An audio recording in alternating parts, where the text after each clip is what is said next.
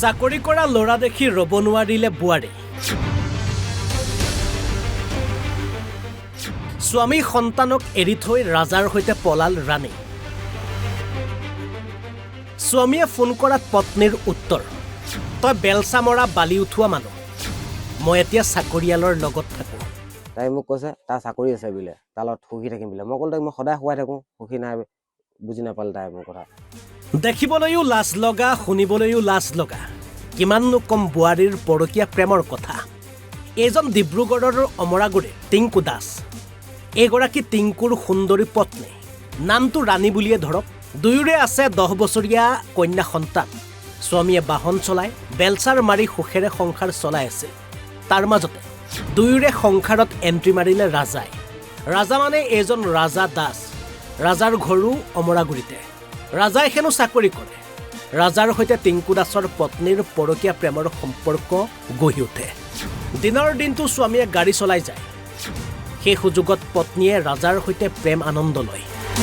কিন্তু লুকাই চুৰকৈ আৰু কিমান দিন চলিব।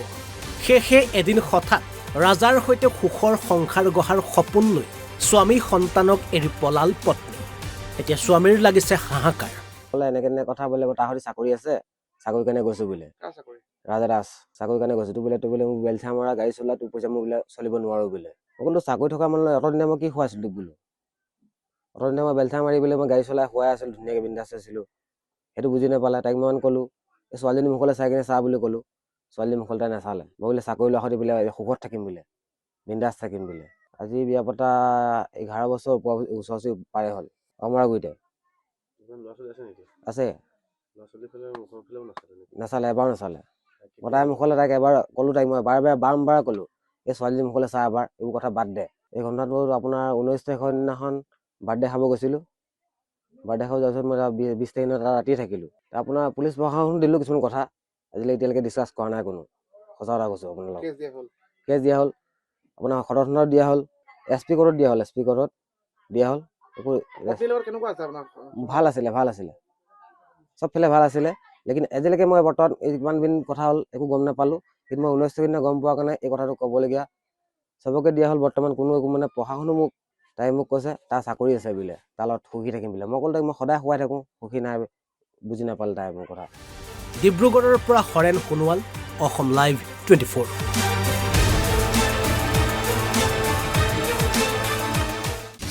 চাকৰি কৰা ল'ৰা দেখি ৰ'ব নোৱাৰিলে বোৱাৰী।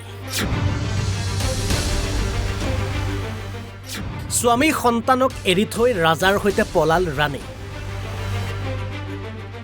স্বামীয়ে ফোন কৰাত পত্নীৰ উত্তৰ, তই বেলচা মৰা বালি উঠোৱা মানুহ, মই এতিয়া চাকৰিয়ালৰ লগত থাকোঁ।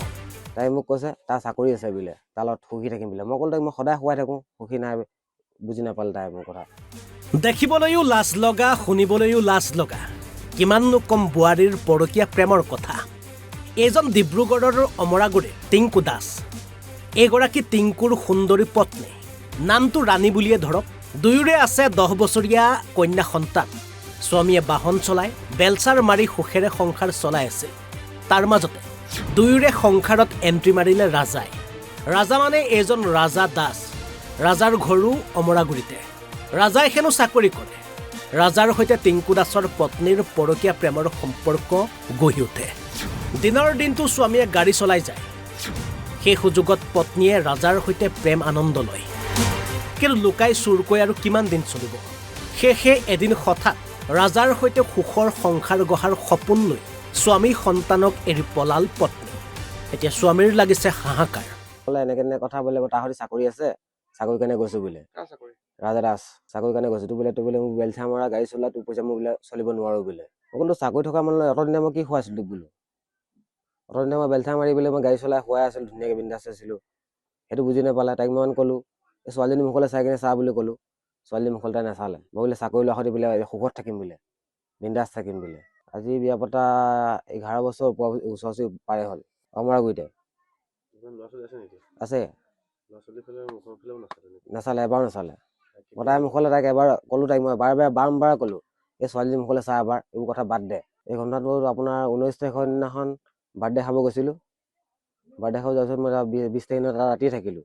আপোনাৰ পুলিচ প্ৰশাসন দিলোঁ কিছুমান কথা, আজিলৈ এতিয়ালৈকে ডিছকাছ কৰা নাই কোনো।